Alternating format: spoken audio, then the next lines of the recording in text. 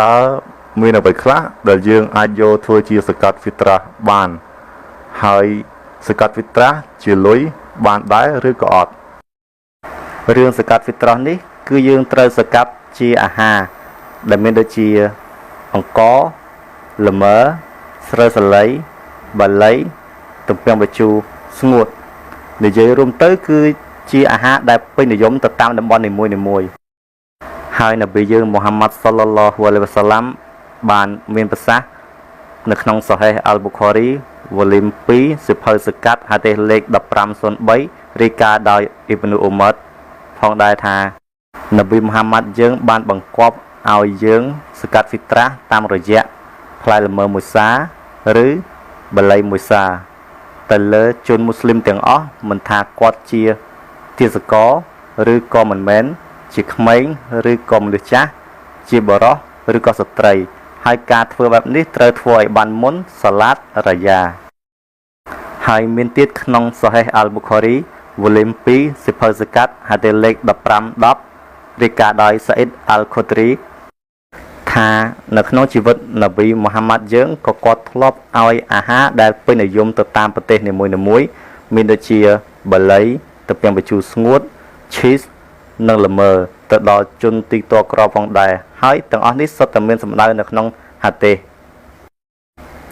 សូហេះអ៊ីប្នូខាហ្សៃម៉ាហាឌីសលេខ2417រាយការណ៍ដោយអ៊ីប្នូអាបាសថាសកាត់ហ្វីត្រាស់គឺបើនរណាម្នាក់ឲ្យ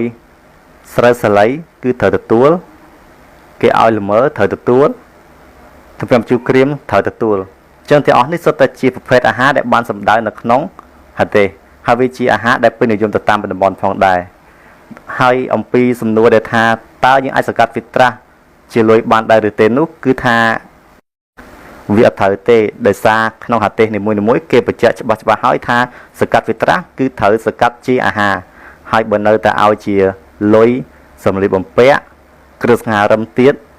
ទាំងអស់ហ្នឹងវានឹងទៅជាការបរិច្ចាគទានធម្មតាទៅវិញដូចមានសម្ដៅក្នុងហាឌីសខាងដើមចឹងថាសកាត់ហ្វីត្រាស់គឺត្រូវធ្វើឲ្យបានមុនពេលទៅសាឡាតរាយ៉ាហ្វីត្រាស់ដោយសារតែ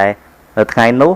អ្នកគាត់ទីតក្រគាត់អត់មានអីញ៉ាំទេអញ្ចឹងបើអ្នកឲ្យគាត់ឲ្យជាលុយអ្នកទទួលហ្នឹងគាត់អាចយកលុយទៅទិញអីផ្សេងអញ្ចឹងហើយបានអ៊ីស្លាមគេឲ្យធ្វើសកាត់ហ្វីត្រាស់ជាអាហារហើយក្នុងសូហេះអលប៊ូខារីវ៉ូលីម3សិភៅផ្សះផ្សាហាឌីសលេខ2697រាយការណ៍ដោយអាអ៊ីសាថាបើមាននរណាម្នាក់បង្កើតអ្វីដែលថ្មីមិនត្រូវតាមច្បាប់សាសនាអ្វីដែលគេបង្កើតនោះគឺមិនទទួលទេហើយក្នុងសូហេះមូស្លីមវ៉ូលីម3ហាឌីសលេខ4267នប៊ីយើងបានមានប្រសាសន៍ផងដែរថាអ្នកណាហើយដែលនាំអ្វីដែលថ្មីហើយខុសពីច្បាប់អ៊ីស្លាមគឺត្រូវបដិសេធចោលអញ្ចឹងត្រូវដឹងថាអ្វីទាំងអស់ដែលខុសពីអ៊ីស្លាមកុំអនុវត្តតាមអី